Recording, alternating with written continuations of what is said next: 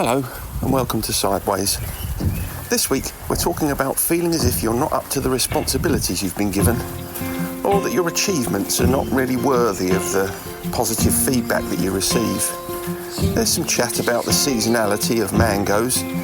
A man's footwear causes him no end of problems when he goes metal detecting, and I develop a stringent strategy for keeping my vegetables safe. Imposter Syndrome. Yes, good morning. Yes, good morning. Can you hear me all right? Yep. I was having trouble then getting... I kept putting the wrong code in to get into the Zoom meeting. I don't know why. Did you? Yeah, that was I did, silly. yeah. That was silly of you. Why did you do that? I was putting in one in for a different meeting altogether, and I was getting angry, saying, no, that's definitely the code. What, like when you dropped a teaspoon and hit your head on a drawer? That's it, yeah, it was part... I started to get all angry, yeah. I was catastrophizing straight away. Don't rush down the off licence, all right? I was going to rush to PC World, get my computer fixed. Does PC World still exist? I don't know. Isn't it part of Curry's or something these days? I don't know. Yeah, I think it's called Curry's PC World, isn't it? Yeah, there. Yeah, I've not been in there for many a moon. No, nor have I. Anyway, I'll have to be a bit quick because I'm thinking of dashing off to the farmer's market afterwards. That's all. Oh, that suits me because I've interrupted my research on mangoes to do this recording this morning. And I'm sure once you're involved in that, it's not something you want to be disturbed with. Not really. You know what I'm like when I fall down a food-related hole. That's it. You're gone forever, mate, aren't you? Yeah. I don't really know. I don't know much about mangoes, so I felt it was an area I needed to bone up on because it is Indian mango season, isn't it? But is it? Yeah. I didn't know that, but I didn't know they were seasonal. But I suppose. Oh my God! Fruit, yeah. They are. I'd say they are the epitome of seasonal fruit. Are they? You go buying mangoes in December, you want your head examined because they've come from some sort of frozen place, and it's somewhere that a warehouse. They've been sitting for a long time in deep freeze. Your peak mango time, I think, is May, June. I think. Is it? Well, anyway, I'll tell you more when I've researched it properly. Well, I'm glad we got that out of the way because that has been disturbing me for some time. I thought it would be, yeah. Well, what I want to talk to you about this morning. Mangoes? No. I want to. Well, we've already done that, so I'll move on to imposter syndrome, if you don't mind. Yeah. Okay. Yeah. Because this is something it's been sort of the back of my mind to do for some time. Is it often crops up in groups. It does. But it's not often that the name is put to it. People can describe the symptoms. Right. Because it is particularly relevant really to those with addiction issues. And so in this episode, I wanted to look at what it is, how it can exacerbate addiction problems and how we can attempt to overcome the symptoms, if you're okay with that. Sounds good. Let's get on with it. Should we do that? Yeah. Okay. But before we start though. Okay. Before we start, if you don't mind, there's a little headline that I quite liked. Yeah. Which was, man digs 12-foot deep hole without realising that his metal detector was picking up his steel toe-cap boots. which I thought was hilarious, really. I can imagine the fury of digging, and it continues to beep, and you never quite get to what you were. There's some Roman coins in your head at the bottom. How far down did he go? 12 feet? 12 feet. I mean, he'd have had to have ladders to get down that hole, wouldn't he, at the end? I mean, really, going metal detecting in steel toe-cap boots for a start is a bit mad, isn't it? It's a little bit over the top. You don't really need steel toe-cap boots, do you, really? I certainly don't remember seeing a pair of steel toe-cap boots in detectorists. No, he didn't. They would never have dug down 12. But they were a bit more. That's a schoolboy error, isn't it? Wearing those boots and then getting confused. But you're right. Yeah. You'd never see the members of the Danebury Metal Detecting Society wearing a steel cap boot out in the field, would you? No, you wouldn't. I'd forgotten that was the name of it. But obviously, we've got Mackenzie Crook was in there. He's a local boy. We claim him, don't we? Really? Yeah, and actually, I think he's genuinely into metal detecting, isn't he? Is he? Yeah, I don't suppose it was him, was it, that dug down 12 feet? The picture in the underneath the headline certainly wasn't him. have you ever done it? You ever been metal detecting? No, I haven't. I've often wondered what it would be like. It's one of those things that I thought, oh, that'd be quite good to have a go. The problem is, I'm not sure. I'd feel a bit embarrassed about asking for permission. So it'd be the sort of thing that I'd have a metal detector and then I'd never use it because there'd never be anywhere I could go. Well, there are places that are generally open. I mean, you can go anywhere, can't you? You can walk along the beach, for example. But no, that's not great. But I don't know. I know. I'd feel a bit self-conscious wandering along a beach with a metal detector. I don't know why. I can't explain why, but that's just the thought of it makes me feel slightly cold. Yeah, I think the ones on the beach, people think that you're just sort of picking up other people's misfortunes, where they've been on the beach the day and a couple of pound coins have dropped out, or they've dropped a ring or something, and you're scavenging around picking it up. I think if you, I did go once with our old mate Jim, who's no longer with us. He had yeah, I did. Well, he was given a metal detector, I think, for his birthday. Right? No, it didn't end up well, as you can probably imagine. I can imagine it didn't. No.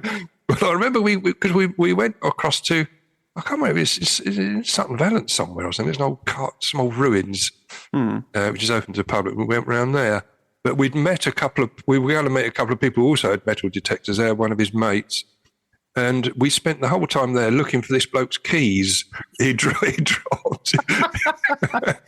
We got there and he said, I've dropped my bunch of keys somewhere. Can you help us find it? So we went with his metal detectors. We found them in the end, but it was about an hour. It took across this. So, by which time Jim had had enough. We just went home. Yeah, I can imagine. That's the thing. I wouldn't have thought he would be particularly tolerant of a long period of time wandering in a field. No, he wasn't. Not at all. Unless there was a bar. Unless there's something else going on. Yeah, exactly. Yeah. Okay. Well, maybe I'll revisit my my anxieties about metal detecting. Yeah. Yeah, perhaps we'll get one each and go. Yeah, and why not? Go. There must be a local club. We come. We could start one. We could start one. Sideways detector club. How about that? Well, that's that put to bed. Yeah. We better crack on with what we're supposed to be talking about, haven't we? Rather than so. Yeah. A quick definition then of imposter syndrome. Yeah. When I read this out. Yeah. People who struggle with imposter syndrome believe that they are undeserving of their achievements and the high esteem in which they are, in fact, generally held. They feel that they aren't as competent or as intelligent as others might think, and that soon enough people will discover the truth about them. Which is, I just thought it was a feeling of I've learned something doing this, the research into this, and I sort of relate to an awful lot of it, really, I've got to say. I just thought it was a feeling of being feeling a bit out of your depth. No, it's more than that, isn't it? Really, it is this feeling you don't deserve that to be in that position. So it was it's quite, and also that you're going to be found. Also that you're going to be found out. You know, you're going to be rumbled. That's which creates a lot of anxiety if you think, oh, it's not going to be long before people realise that I don't know what I'm doing here. Yeah, I think I've probably suffered that in every job I've ever had. I certainly know. I mean, I can think of situations where I have experienced imposter syndrome, probably still do, but I certainly do notice it in you. Yeah. I mean, it even comes out here, doesn't it, in the podcast? It does, yeah. You know, you're very kind of self-deprecating, which is kind of an indicator of imposter syndrome. You know, a kind of, even albeit tongue in cheek, a sort of I'm not sure I should really be doing this. I don't know what I'm doing. No, you're absolutely right. It is, and it's sort of linked with perfectionism as well, isn't it? It's got a close tie with that, which is which we'll come on to. Yeah. But there was another sort of part two of the definition, really, that I just wanted to read out, which says, instead of acknowledging their capabilities as well as their efforts, they often minimise their accomplishments to external or transient causes, such as luck, good timing, or effort that they cannot regularly expend. Yes. Whether in the areas of academic achievement or career success, a person can struggle with pressure and personal expectations. Yeah. It's I sort of relate relate to all that. And that's really because we, as we've discussed before here, we like to be right about our opinions. Yeah. So if we feel we're an imposter, then it makes sense that we would discount our achievements or put them down to external factors. Yeah, exactly. Because then that perpetuates and supports the idea that we are imposters. So although it sounds a bit mad, if you think you're an imposter, you'll move heaven and earth to prove that you are. Strange, isn't it? Yeah. It's strange. But they reckon, when I was doing the research, they reckon that about 70% of adults may experience, they call it imposterism, at least once in their life. Which is a high number, isn't it? It's a high percentage number. But I suspect anyone listening to this could relate either fully or in part just to what we're going to talk about. Well, it's because there is this. I think we do hold this belief that, depending on what area of life we're operating in, maybe professionally or it could be something in your personal life, that it's easy to adopt this idea that everybody else knows what they're doing and we don't, right? Yeah. Whereas in reality, we're all winging it a little bit, aren't we? Yeah, I think so. I think so. Yeah, life's a learning experience. You're always on that curve, aren't you? Of the learning curve, you're always going upwards. Exactly. And so the avoidance of feeling like an imposter isn't so much being expert; it's realizing that you don't have to be and you never will be. Yeah, which is a good point, isn't it? when you've set the bar that high, you're never going to achieve it. It's counterproductive. Exactly. Best to be sloppy like me. And not really care about it.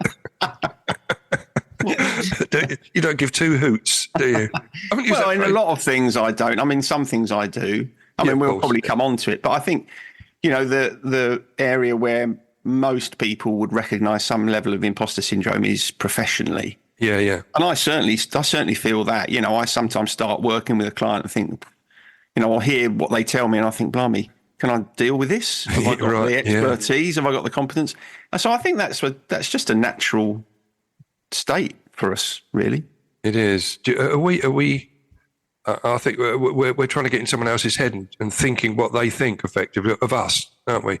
Yeah, I mean, I think, I'd rather be that end of the spectrum than the other end where I think I know everything. Yeah, we've touched on that before, haven't we? We have. On states of thinking. Yeah, and how I think there's quite a lot of research to support the idea that people who suffer crippling imposter syndrome quite often are high performers. Yeah, very high achievers, yeah. because they are so conscious of not performing. Yeah. They push extra hard to try and make sure that they do, as opposed to people who think they know everything, who quite often don't demonstrate it in their actions. Yeah, so there's probably a happy medium somewhere, but yes. I wanted to just go on to really just looking at the imposter syndrome and with addiction, if you don't mind, just looking at that. There are a few points. It may be quite a short podcast this week. But, Yeah, but you want to get off to the farmer's market, don't you? Well, I do, yeah. You've made that clear, yeah. Anyway, imposter syndrome and addiction. I just want to look at how it's sort of been connected, because it is in several ways, and it's got a complex relationship, really. Mm-hmm. But there's one or 2 points I just wanted to talk through with you. Yeah. The first one, which we sort of touched on, really, where there's a deep-seated belief that success is impossible to achieve. Now, that comes in all the time where people are approaching the idea of recovery and think, "Oh my God, no, I can't do this. It's other people will probably be able to do it, but I can't." Mm-hmm. And so people then continue to crack on with their drug of choice, because it feeds into that insecurity. And you've already got low self-esteem anyway when you've been in the madness for a while. Mm-hmm. And to escape that feeling of inadequacy, you crack on with your drug of choice. So it ends up, this cycle perpetuates. It continues. Do you think? I mean, you perhaps you're a good example of this. Even when you've got quite a number of years of sobriety under your belt. Yeah.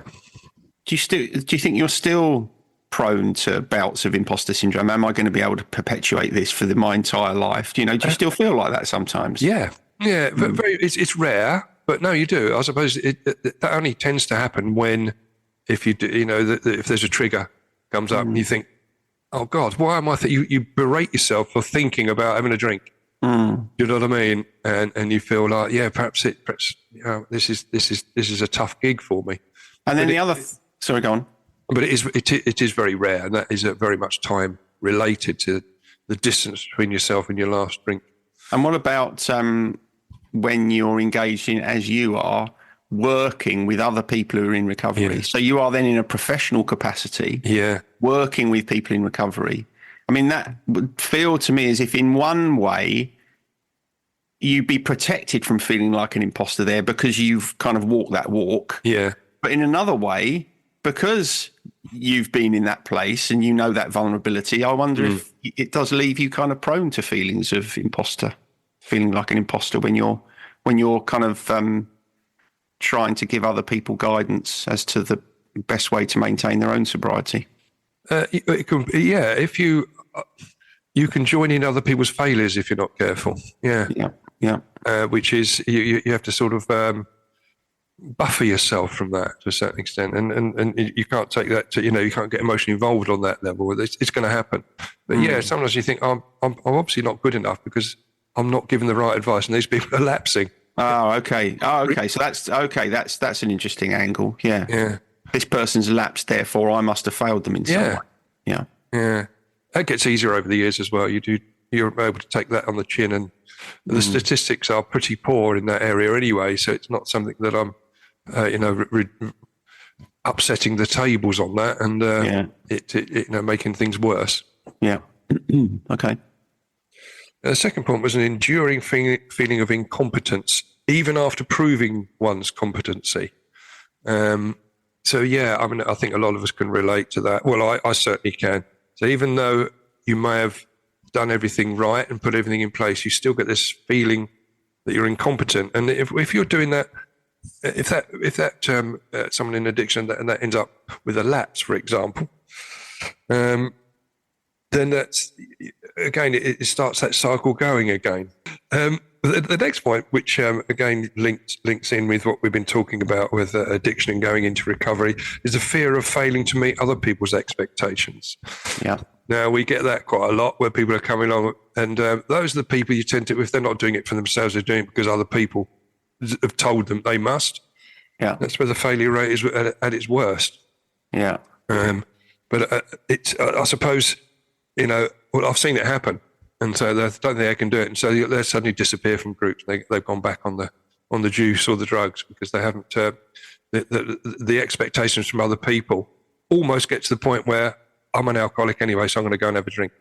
Yeah. I mean, in that situation, if you've gone into rehab, detox rehab, and you're in recovery because someone else has kind of pushed you there, in a sense, you are an imposter. Yes, you are. That's true. So it isn't really surprising that you will then behave like one, because as we've discussed in the past, really the only way to sustainable recovery is to self-select, isn't it? It is, yeah. So if you're there just because your partner or your mother or whoever it is has said, come on, you've got to do this, and you think, right, well, I'll do that to placate you, you're not really being authentic, are you, going back to last week? No, you're not. You're not being authentic, but we sometimes get people come in that are on DRRs, the drug rehabilitation requirement, issued by a court, and the success rate is really poor on that. Not surprising, is it? They come and tick their box and then go back to their old lifestyle anyway. It's not surprising because, I mean, if anything, that's even worse, isn't it? Because it's like you've been sent here as a punishment. It's almost that like there'll be something in you that will say, well, sod that. Yeah. I'm going to kick against this, and the best way to kick against it is to not take advantage of it. So there's a strong sense of kind of imposter in there, I think. Yeah, there is. Yeah. The next one, which we sort of touched on in the definition, really, that the belief that one's past successes were merely a stroke of luck rather than accomplishments achieved because of hard work and competence. And again, I've seen that crop up in groups as well. Yeah, I mean, this must be a tough one in recovery, I would think. It is tough. It is tough. It's just you get it sometimes where people have been hospitalised, and so therefore they're hospital because they've to undergo an operation. They might have been detoxed in hospital. Yeah. And so they come out and they think, it was almost a bit of a stroke of luck that I went to hospital because I've been detoxed. and don't think they deserve it really, or it's just luck that I've got detoxed. They don't acknowledge the fact that, once they come out of there, they're putting hard work in to achieve their long-term sobriety. Yeah. I mean, there's kind of perhaps even more subtle ways in which that might manifest, because if you go into recovery, then you're required, aren't you, from the start to start considering the positive aspects of yourself. Yeah. And so if you're constantly discounting them and saying, well, I don't know, if you're looking at the emotional support you get from people and you have people saying, well, obviously they're going to support me because they're my family, that's the kind of discount of that feeling. Yeah. Then you're kind of stripping away, by feeling like an imposter, you're stripping away all of the foundations that are likely to support your sustainable recovery. So, every day you're making it kind of harder for yourself if you can't see anything good about who you are. Yeah. and that's very prevalent. It really is. But the next point really was, again, it's so common, where feeling uncomfortable accepting praise or even simple congratulations. That's you, isn't it? All over. But I have worked on that. And I think it's down to you telling me how to be gracious and accept compliments that has helped me to do that and to become more okay with it. Yeah. Yeah. Does it feel more comfortable these days? Yeah, it does, because I've practiced it. Yeah. That's it. It sounds ridiculous, doesn't it? But it works, doesn't it? It does. Yes. So I just say, thank you, that's very nice of you.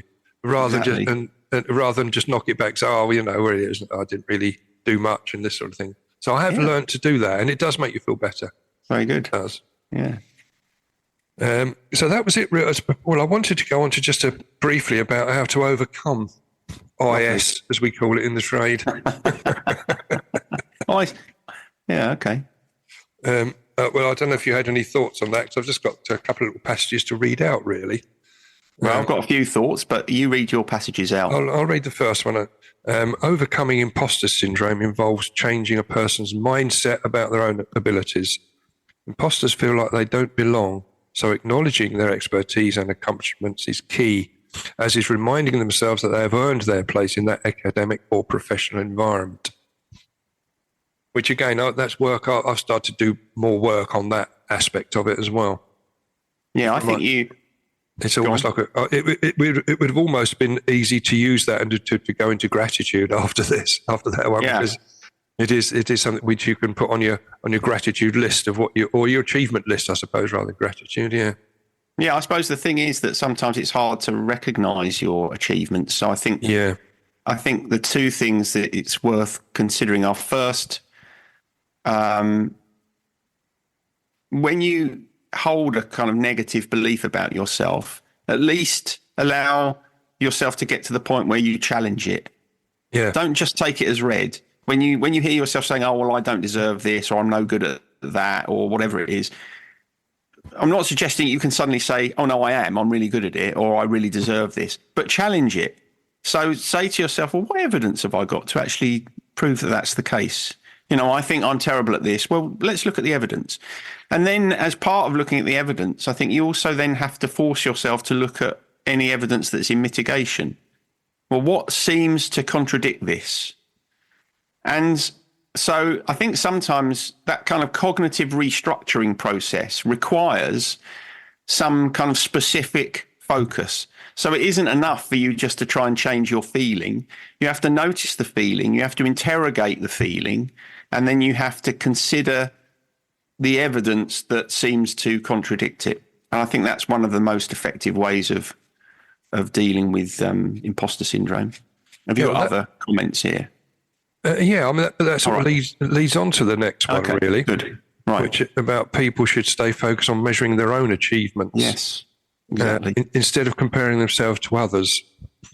And similar to perfectionists, people with imposterism often put a lot of pressure on themselves to complete every task flawlessly. Yeah. They fear that any mistake will reveal to others that they aren't good or smart enough for the job. Yes. Again, totally relate to that. Right. So that that is attached to what I just said, but it also opens up another important part of this, which is self-compassion.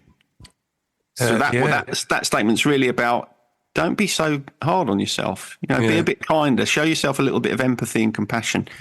Yeah, sure, you might not have hit the standard that you wanted to hit, but that's not the end of the world. It's not like this is terrible and it's a complete disaster. And I think when we start to tell ourselves those things, I haven't hit the standard that I wanted to. It wasn't worth me doing it at all. That's completely dysfunctional thinking. So if you can find a little bit of self-compassion and kindness towards yourself, it's easier for you then to consider what you might do differently next time and how you might improve that situation. And the other thing, I don't know whether you're going to mention this, the other thing is it's really important to talk to other people about those feelings, because if you don't, you get stuck in this kind of echo chamber of your own negative thoughts. Yeah. Whereas if you say to someone else, I did this and it came out like that, then at least you'll have someone challenging that kind of constant cycle of negativity. It won't necessarily break it, but if you at least get someone else involved, you'll have a different voice in your head rather than your own kind of self-critical voice. Trouble is, I often get your voice. That's the problem, and it just annoys me. Yeah, well, you're just unlucky. But I mean, not everyone is in that position. So I think, oh, what's Graham told me about this in the past? So I read through it. I think, no, get that voice out. Horrible. Yeah. I mean, it's a bit of a Hobson's choice for you. You've either got your critical voice or my piss-taking voice. Yeah. Both of which have their own problems. Yeah. But no, the last one I just wanted to touch on really was, again, I'll just read this little passage out. When talking about people with imposter syndrome, they perpetuate this excessive pressure on themselves because they believe that without the discipline, they won't succeed. And instead of rewarding themselves, they only worry about the next task ahead. The cycle can be hard to break from, but part of doing so involves reminding themselves that no one is perfect and that person can only do their personal best. Yep. Yeah, that next task ahead one, again, I relate to that. If you've done something quite well, a task, it's the next one. It's the next one after that. It's the next one. There's never an easing up of the pressure upon yourself. Yeah, that's right, and then which comes back to self-compassion. But it's also about being conscious of these things in ourselves. Because, funny enough, as odd as it may sound, even if you do tend towards perfectionism, by showing yourself kindness and compassion, you can reduce the impact of it. So, as an example, if I'm studying, as I am at the moment, if I've got to write an assignment, I do feel I have perfectionist tendencies about it. I want it to be really, really good, and I find that I spend perhaps more time on it than I ought to. But the thing that differentiates that situation from one that would be very destructive to me is that I kind of know it about myself, and it's difficult to describe, but I kind of accept it, and I think if you accept something in yourself, it's easier to manage it. You can sort of gently pull yourself away and say, come on, that's enough now. You've probably done enough now, rather than if you don't have that self-compassion where that perfectionism can be left kind of unbridled and it takes you off into all sorts of dark places and creates all manner of havoc. So I think you don't have to necessarily change your behavior hugely, but it's easier to manage yourself if you are kind to yourself. Well, that's good, because I'm going to be kind to myself here, because I'd throw in a couple of quotes, but I forgot. I couldn't be bothered. So, good. That's good. That shows a very healthy attitude towards perfectionism. Oh, good. Yeah, I'm working on it, mate. I'm working on it. Good to see that you're becoming as sloppy as me. You've dragged me down to your level. It's an outrage. Perfect. Okay. So that's really I wanted to wind up. Is there any other points you wanted to put in there on imposter syndrome? There's other things I could say, but I can't be asked. Can't be asked? Why should you? Really? No. Why should I want you? to get back to the mangoes.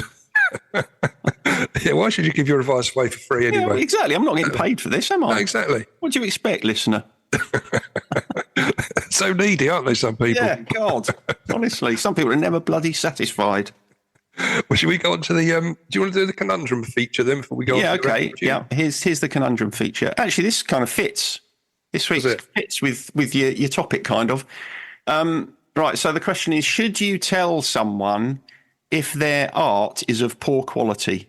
So what I'm thinking of here is, if someone's drawn a picture or painted something or written something or written a song or they're singing or any sort of form of artistic endeavour, if someone says to you, what do you think of this? Is it okay to lie? Is it okay to take the stance where you don't want to hurt their feelings, or should you be honest? I would say, I mean, we're certainly with art, it's subjective, isn't it? So one man's meat is another man's poison. Do you mean visual art? Yeah, I'm talking about visual art at this point. Mm-hmm. So because I think there's I think I've got a couple of responses here. So yeah, in that. So it's a conundrum for you then. It is a conundrum, exactly right. You've put me in that position. So I'd say no, because you want to, and again, you need to encourage people on that. And art is a moving target. It's a moving. You're constantly evolving with art. So I would say I would encourage, rather than, and certainly wouldn't say that's rubbish. I think that would be a terrible thing to say to people. I'm always been very. Would you criticise though? Would you offer critique? If I felt I was in a position to do so, then yeah, you could offer techniques or advice. Yeah, but you're just talking about visual art now. What about? I am. What about if someone has written a story or sung you a song? Well, that's why this is in two parts. It's really yes. My answer is yes. So I think you can segment them up. Now, we're singing a song. I think it just reminds me of things like the X Factor, where people have lied to people to say, yeah, you can sing, on you go, off you go, and ridicule yourself on national television. You've got to be honest at that point and say, do you know what, you're going to be found out. It's not that isn't. But there's a line here then.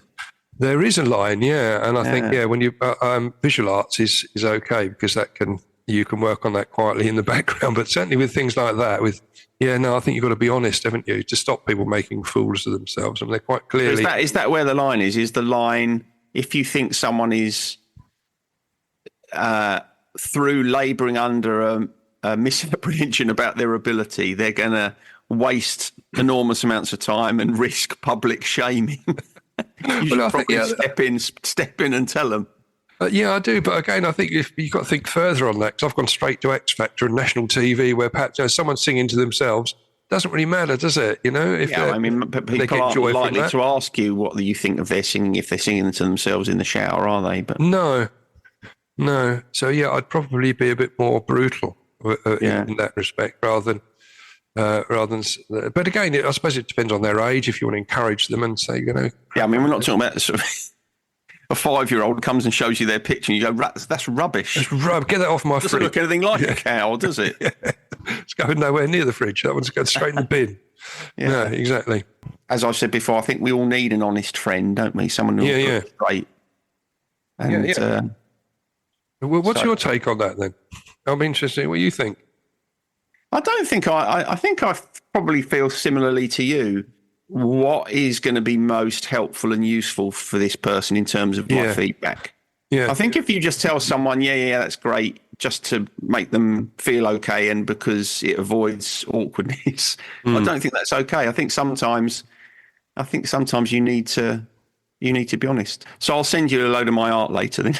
Okay, mate. Yeah, no, I've always been very complimentary. So you're laughing about it. You got imposter syndrome there. No, I haven't really. I'll tell you what made a difference with that, and that was, I did that month of drawing every day. Yeah.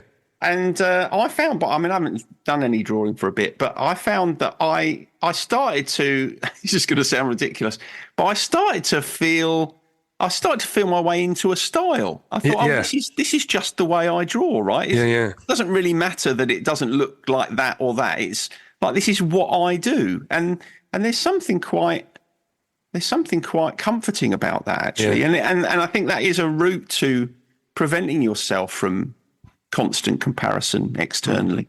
So maybe I'm answering my own question here. Maybe it doesn't matter. Maybe the answer to that question about people's art is, how do you feel about it? Are you happy with it? Absolutely. Yeah. There we are. So that's good. I've learned something about my own opinions now. You have. and I shall wait the feedback from my youngest daughter, who you know is an art teacher, and see what she says about that. Yeah. I'm sure she'll come from the nurturing angle. Yeah, that's where I'm going to end up on that. I'm going to throw it back at you. I'm going to say, how do you feel about it? Are you happy with it? What would you do differently? How do you think it needs changing? Yeah, good. Okay, I think we've sorted that with that conundrum. I think we talked away. We've walked through that one, haven't we? We know where we're going. Yeah. Gratitude list, then, mate. Is it me or you? I think I went first last week. But, all right, I'll tell you what I've got. I've written it down so I don't forget. All right. It's 3 items, but they're all the same thing, really. Okay. Good. I'm grateful. I'll have to read the items out for you before I explain. Thank you. 3 items. The first one, Grazer's G2 Slug and Snail. Second item, Slug Gone Wool Pellets. Okay. And the third one is Slug Pubs. Slug Pubs. Right. So I suppose you can guess, where I'm headed here. I can guess. I've had a lot of trouble with slugs and snails eating my crops. Yeah. I've not been very happy about it, although try and comfort myself with the thought that at least some living creature is enjoying the fruits of my labours. But I've gone now with a 3-pronged attack against the little pesky mites. And the thing I like about, apart from the slug pubs, the wool pellets and the spray, the razors, slug and snail, don't actually harm them. They just keep them off the plants, you see. Okay. And so I've found that with my 3-pronged attack, touch wood, the slugs and snails seem to be leaving my crops alone. So I'm feeling very grateful for that, because it's a ball ache if you spend a lot of time planting stuff and then it all gets eaten by the critters. So you're taking a compassionate angle on this, aren't you? If you're moving them on. Slug pub. Tell me about the slug pub. I'm sure there's parallels. Slug pub is if you sort of get a sort of yogurt carton, half a yogurt carton or something. You sink it into the bed, the raised bed or wherever you're growing your veg, and you put beer in it. Okay. Right. Okay. And then the pubs the slugs like a bit of beer, so they come along and they fall in. Do they? Yeah, and then they drown in the beer, you see, and they can't get out again. So that's not great, but I felt very much like that. Yeah. I could relate to those slugs falling into a vat of beer and not being able to get out. Yeah, so that's what I'm grateful for this week. Yeah, it seems to be working so far. Well, fingers crossed, mate, that it's a long-term solution, because I know it's been a certain angst of yours for some time. It's annoying. It's annoying. Yeah. Okay. Well, mine's. Yeah, I just got to talk you through my gratitude, really, because it's. Right. Is there more than one element? Yeah, there is more than one element to it, really. And I'm going to use the term Stoneborough because we know what this refers to: shopping precincts. Yeah. So walking through Stoneborough. So this is what I'm grateful for, and hearing a song that reminded me of my mum. Oh, that's nice. It is, yeah. What song was it? It was "Baby Don't Change Your Mind" by Gladys Knight and the Pips. Wow. And I remember it came on, and suddenly I just remember my mum in the kitchen singing it along to the music on her tape. So you got some auditory recall. I did, yeah. Do you remember my olfactory recall when I smelt the creosoted fence and it reminded me of summer holidays? Yeah. That's lovely. Those moments are lovely, aren't they? This was lovely. It just went bang, and it was in there straight away to my mum singing in the kitchen. Yeah. I could see her standing at the sink there doing some chores, but singing along to Gladys Knight and the Pips. And it's a lovely vision, yeah. Excellent. So I was grateful for that. That's a nice one. I'm glad you went second there, because that feels a bit more powerful than my slug repellent. They all have their own merit. Don't feel you've got an imposter syndrome over the conundrum feature. Yeah. Okay. On this day in music, but which year? Yeah. Do you know which year that number one in the UK that "Get Lucky" by Daft Punk and Pharrell Williams? Lucky. Right. Okay. Just a fantastic tune. These relatively recent ones I find more difficult. That's why I threw it in. Yeah, I'm going to go 2017. Bit earlier than that, mate. 2013. Oh, wow. Time flies, mate, doesn't it? Does when you're having fun. 10 years ago. Yeah, I hate that song anyway, so. Oh, I love it. I thought it was fantastic. Yeah, no. Yeah. Well, anyway, do you know in which year Andrea Core was born from the Cores. Oh, Andrea Core. Okay. Her birthday's was 17th of May, so we're a couple of days late, but happy birthday, Andrea. Happy birthday. I've got a couple of Cores albums, actually. Yeah, I think I have. I think I may have one CD. I may have Cores CDs. I would have thought she must be... okay, I'm going to go 1967. 1974. So it's a milestone birthday for her, so she was 50. Oh, well, congratulations. Well done, Andrea. Yeah, still looking good. Tina, now the death, and I hope we haven't had this before, because these are starting to come around. I'm going to have to make a list of the ones we've done. I'll need to spreadsheet this because... Is it Tina Turner? It is, yes. Don't think we've had Tina Turner. I can't remember. I couldn't remember if we had or not, but don't think we have, and it's fairly recent, isn't it? It's probably so. As it's fairly recent, it's probably longer ago than I think.